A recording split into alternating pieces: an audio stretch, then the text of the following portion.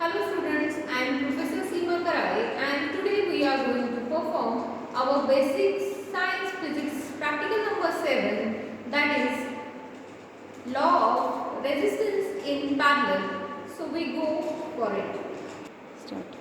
So this is experiment number 7, parallel law of resistance. आता आपण आधीच्या प्रीवियस प्रॅक्टिकल मध्ये काय बघितलं होतं, law of resistance in series बघितलं होतं. आता आपल्याला law of resistance in parallel बघायचं आहे या एक्सपेरिमेंट नंबर 7 मध्ये. आता तुम्हाला ऑब्वियसली थेअरी सगळ्यांना माहिती आहे. आता ह्याचं कोर्स आउटकम काय आहे, कोर्स आउटकम काय आहे तुमचा, that is apply the principle of electricity and magnetism to solve the engineering problem. And what is the practical learning outcome of today's experiment? काय आहे, use of principle of parallel resistance in solving electrical engineering problem. मग आपल्याला काय use करायचं आहे, we have to use the principle of parallel resistance for this experiment or to solve the electrical engineering problem. So that त्याच्यासाठी एक्सपेरिमेंटकडे जाऊया आपण. आपल्याला theory माहितीच आहे, ओम्स लॉ तुम्हाला लर्न आहे, लॉ ऑफ सिरीज पण आपण बघितलेला आहे. So we have to study the law of parallel. आता law of resistance in parallel काय आहे, law states that the effective resistance in parallel combination is the sum of reciprocal of all resistance which are connected in parallel combination. That means we can get the equation by law of resistance in parallel, that is 1 upon Rp is equal to 1 upon R1 plus 1 upon R2, where Rp is the equivalent resistance of parallel combination and R1 and R2 are the individual resistance which are connected in parallel. आणि आपल्याला formula त्याच्यावरून मिळाला आहे, Rp is equal to R1 into R2 divide by R1 plus R2. आणि हा formula use करून आपण काय करणार आहे, आपला पॅरलल कॉम्बिनेशनचा रेजिस्टन्स फाइंड आउट करणार आहे. So we will go for it. तुम्हाला सर्किटकडे बघूया आपण. सर्किट कनेक्शन जसं आधीच्या एक्सपेरिमेंटमध्ये होतं तिथं आता इथं काय आहे, पॅरलल लॉ ऑफ रेजिस्टन्सचं हे किट आहे. तर त्या किटमध्ये ऑलरेडी तुम्हाला माहिती आहे ही बॅटरी एलिमिनेटर आहे, this is the power supply. त्यानंतर हा रिओस्टॅट आहे, this is voltmeter, this is ammeter. आणि तुम्हाला बॅटरी कसं कनेक्ट करायचं माहिती आहे, positive is connected to positive, negative terminal is connected to negative terminal of battery eliminator इथे किटमध्ये. त्यानंतर रिओस्टॅटचं काम काय आहे, रिओस्टॅटचं काम आहे to vary the voltage. Voltage vary केलं की रेजिस्टन्स पण व्हॅरी होतो. हे काम आहे रिओस्टॅटचं. So this is the rheostat. रिओस्टॅटचं हे व्हेरिएबल टर्मिनल आहे, हा नॉब आहे आणि हा फिक्स टर्मिनल आहे. तर याचं कनेक्शन पण तुम्हाला इथं माहिती आहे, ॲरो म्हणजे this is connected to variable terminal आणि जे दुसरं टर्मिनल आहे ते फिक्सला कनेक्ट केलं.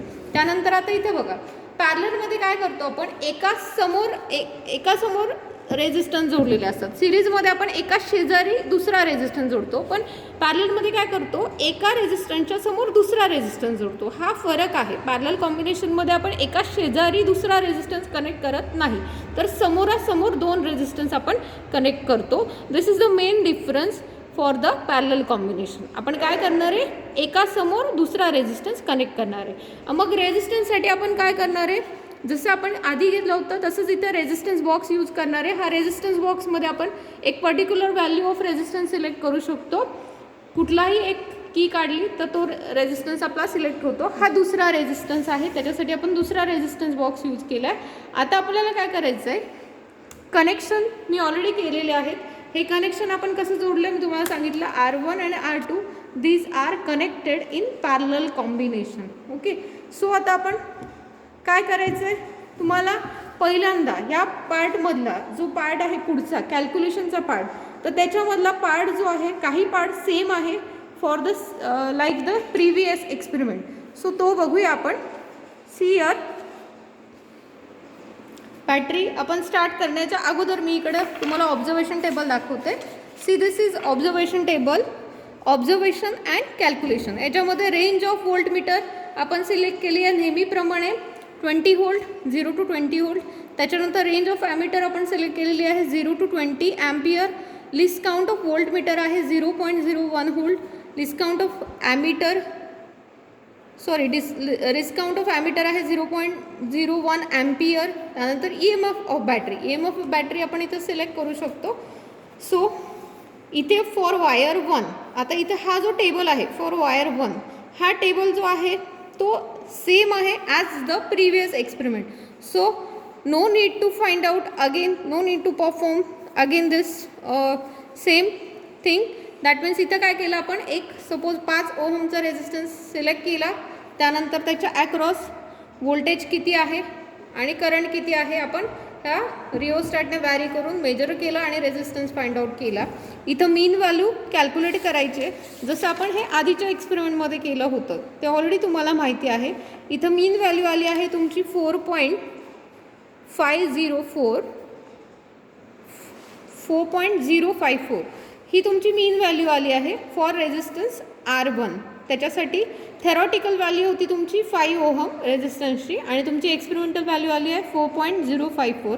त्यानंतर फॉर वायर 2, वायर 2 म्हणजे काय, इथं सुद्धा सेम, फक्त एकच रेझिस्टन्स कनेक्ट करायचं आहे आणि एक रेझिस्टन्स कनेक्ट केल्यानंतर काय करायचं आहे, व्होल्टेज वॅरी करायचं आहे, करंट पण वॅरी होणार आणि व्होल्टेजच्या अक्रॉस करंट किती आहे मेजर केला, रेझिस्टन्स पण फाइंड आउट केला डिफरंट व्होल्टेजसाठी आणि मग आपल्याला मीन रेझिस्टन्स मिळाला आहे. मीन रेझिस्टन्स कसं काढायचं माहिती आहे तुम्हाला, ॲडिशन करायची सगळ्या रेझिस्टन्सची, डिवाइड बाय 5 केलं, तुम्हाला मीन रेझिस्टन्स फॉर वायर 2 मिळाला 3.71. सो मी हा पार्ट तुम्हाला ऑलरेडी सांगितलेला आहे. So will go for our main part, that is for wire 1 in parallel with wire 2. म्हणजे काय, for R1 and R2 when it is connected in parallel, त्याच्यासाठी आपल्याला आता रिडिंग्स घ्यायचे आहेत. पहिला पार्ट मी आता रिपीट केलेला नाही, जो तुम्हाला ऑलरेडी माहिती आहे. आता पुढच्या पार्टकडे जाऊया, टेबल नंबर 3, की ज्याच्यामध्ये आपण काय केलं, आता इथे ऑलरेडी मी तुम्हाला दाखवलं की R1 आणि R2 हे आपण कसे कनेक्ट केले आहेत पॅरललमध्ये. आता इथे बघा तुम्हाला मी 5 ओहमची की काढलेली आहे, म्हणजे इथे मी पहिला R1 किती सिलेक्ट केला आहे 5 ओहम आणि इथं रेझिस्टन्स बॉक्समध्ये दुसऱ्या इथे किती काढले, एक 2 ओहमची काढली, दुसरी 2 ओहमची, म्हणजे आता इथं रेझिस्टन्सची व्हॅल्यू किती सिलेक्ट केली आहे टोटल 4 ओहम. म्हणजे R2 मी किती सिलेक्ट केला आहे 4 आणि इकडं केलं आहे 5. ही झाली 5 आणि 4, हे तुमचं R1 R2ची थेरॉटिकल व्हॅल्यू झाली. थेरॉटिकली कॅल्क्युलेशन करून हा जो फॉर्म्युला आहे 1/RP is equal to 1/R1 plus 1/R2, ही थेरॉटिकल फॉर्म्युला यूज करून थेरॉटिकल व्हॅल्यू काढून तुम्ही थेरॉटिकली त्याचे कॉम्बिनेशन इक्विव्हॅलंट रेझिस्टन्स किती येतो ते तुम्ही फाइंड आउट करू शकता. पण त्याच्याही अगोदर आपल्याला काय करायचं आहे की एक्सपेरिमेंटली किती कॅल्क्युलेशन येत आहे, व्हॅल्यू किती येते RPची ती फाइंड आउट करायची आहे. तर त्यासाठी आपण बॅटरी एलिमिनेटर ऑन केला आहे. त्यानंतर आता आपल्याला काय करायचं आहे, हा नॉब जो आहे वॅरी करायचा आहे आणि रिडिंग्स घ्यायचं. मग मी काय करते आहे, पहिला कुठल्याही एका पॉईंटला सिलेक्ट करते आहे. समजा हा आत्ता रिडिंग दाखवतं 3.63 तुमचं व्होल्टेजचं रिडिंग आहे. So I will write in our first reading for parallel combination 3.64 it or 63. त्याच्यासाठी अक्रॉस करंट आहे 1.43, हे तुमचं फर्स्ट रिडिंग झालं. सेकंड रिडिंगकडे जाऊया. परत नॉब चेंज केला मी, रिडिंग आलं आहे 3.07 आणि करंट रिडिंग आलं आहे 1.23. पुन्हा वॅरी केला मी, आता रिडिंग येतं आहे तुमचं 2.83, त्याच्या अक्रॉस करंट आहे 1.15. परत नॉब वॅरी केला, रिडिंग आहे 2.52, करंट आहे 1.04. त्यानंतर व्होल्टेजचं रिडिंग आता पुन्हा चेंज होत आहे, किती आहे 2.31, त्याच्या अक्रॉस करंट आहे 0.97. सो अशा पद्धतीने आपल्याला 5 रिडिंग्स मिळालेले आहेत, 5 डिफरंट व्होल्टेज आणि 5 डिफरंट करंट मिळाले. त्याच्यावरून आपण कॅल्क्युलेशन करू शकतो RPसाठी. मग आता V/I करायचं आहे, कॅल्क्युलेशन करायचं आहे. कॅल्क्युलेशन कसं करणार आहे, सिम्पल कॅल्क्युलेटर यूज करू शकता. पहिला 3.63 डिवाइड 1.43, कॅल्क्युलेशन केल्यानंतर आपली RP पहिल्या ऑब्झर्वेशनसाठी आली आहे 2.53. त्यानंतर दुसरा आहे 3.07 डिवाइड 1.23, कॅल्क्युलेशन आलं आहे 2.49. सो हे सेकंड ऑब्झर्वेशन आलं. Third 2.83 divide 1.15, so it is 2.46. Likewise तुम्ही सगळे कॅल्क्युलेशन करू शकता. 2.52 डिवाइड 1.04 म्हणजे व्होल्टेज डिवाइड बाय करंट आपण असं करतो आहे. तुम्हाला काय कशाची व्हॅल्यू मिळते? रेझिस्टन्स. आणि रेझिस्टन्स हा कशा युनिट काय आहे रेझिस्टन्सचं? Ohm. That you have remember. तुम्हाला सगळ्यांना माहितीच आहे. 2.31 डिवाइड 0.97 हे लास्ट कॅल्क्युलेशन आपण करतो आहे. आपलं कॅल्क्युलेशन आलं 2.38. सो अशा पद्धतीने आपल्याला आर पीच्या 5 व्हॅल्यू मिळालेल्या आहेत. आपल्याला काय करायचं? ॲव्हरेज फाइंड आउट करायचं. ॲव्हरेज कसं फाइंड आउट करणार?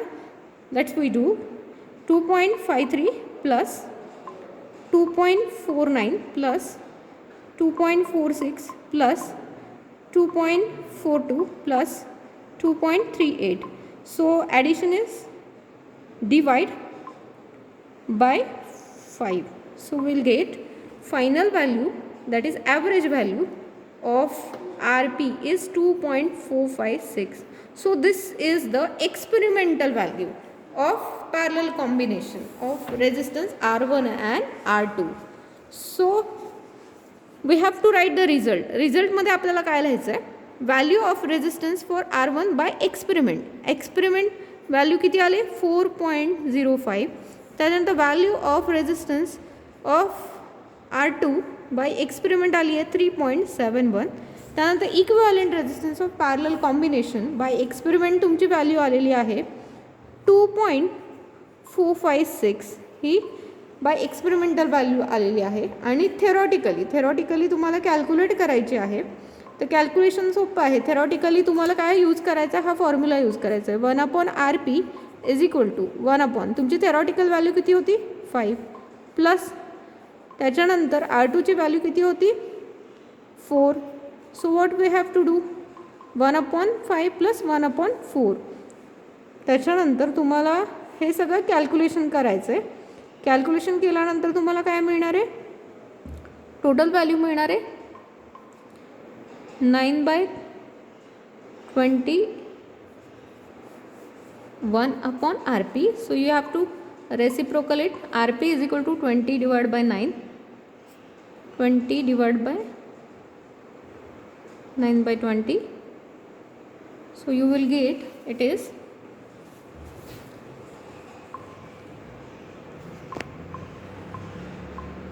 2.22. So ही तुमची थेरॉटिकल व्हॅल्यू आली. आपण इथं 1/RP is 9/20. So RP is equal to काय येणार आहे? 20/9. So if you calculate it comes out 2.22 ohm. So theoretically calculation तुमचं किती आलं? 2.22. बाय एक्सपेरिमेंटल आलं 2.456. So this is correct. So somewhat इथं ॲक्च्युली एक्झॅक्ट येणार आहे का व्हॅल्यू? नाही. एक्सपेरिमेंटमध्ये व्होल्टेज व्हॅरिएशन असतं, रेझिस्टन्सचं व्हॅरिएशन असतं. त्याच्यामुळे फ्लक्च्युएट झाल्यामुळे आपलं रिडिंग्स एक्झॅक्टली येऊ शकतं का? नाही. पण it's come near by it.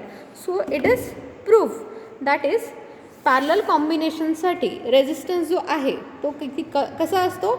It is nothing but the reciprocal of equivalent resistance of parallel combination is equal to sum of the reciprocal of all resistance which are connected in parallel.